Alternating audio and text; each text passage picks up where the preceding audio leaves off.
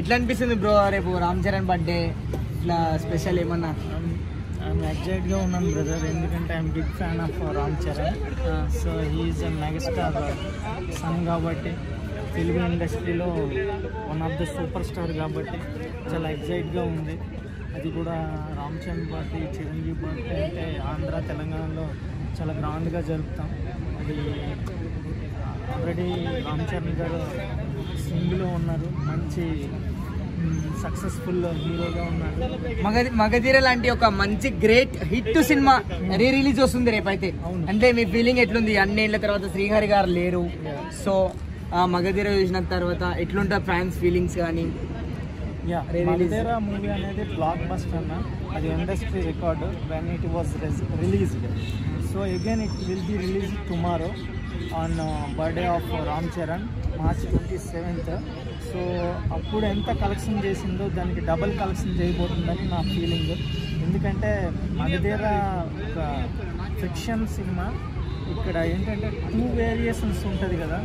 So మంచిగా రాజమౌళి గారు, అందులో శ్రీహరి గారు మంచి రియల్ స్టార్ శ్రీహరి సూపర్గా యాక్ట్ చేశారు. అలాగే రామ్ చరణ్ అద్భుతమైన యాక్టింగ్ అందులో నుంచే స్టార్ట్ అయింది. తర్వాత రంగస్థలం, నెక్స్ట్ ఇప్పుడు రంగస్థలం 2 అనేది రేపు అనౌన్స్ చేయబోతున్నారు సినిమా డైరెక్షన్లో.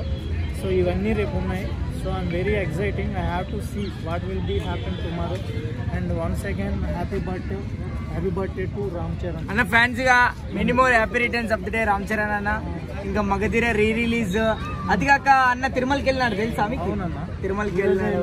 తిరుమలకి నెక్స్ట్ ఈరోజు నైట్ అక్కడ సెలబ్రేషన్ చేసుకుని రేపు రాబోతున్నాడని అనుకుంటున్నా. So anyway we have to enjoy tomorrow and we wish you happy new year Ram Charan అన్న. Once again happy birthday, God bless you అన్న. చల్లగా మంచిగా చిల్లు ఎంజాయ్ మంచిగా ఉండాలి. రామ్ చరణ్ నెక్స్ట్ RC-17 సుకుమార్తో అని అంటున్నారు, నిజమంటారా? రంగస్థలం 2 రేపు అనౌన్స్ చేస్తారని ఈరోజు DC పేపర్లో కూడా వచ్చింది. Maybe we have to see tomorrow, we have to wait on tomorrow. Birthday స్పెషల్గా ఈరోజే అనౌన్స్మెంట్ ఇచ్చింటే చాలా బాగుంటుండే. సో రేపు 27th రేపు నేను ఎప్పుడు పెడతానా, మీరు ఎందుకన్నా?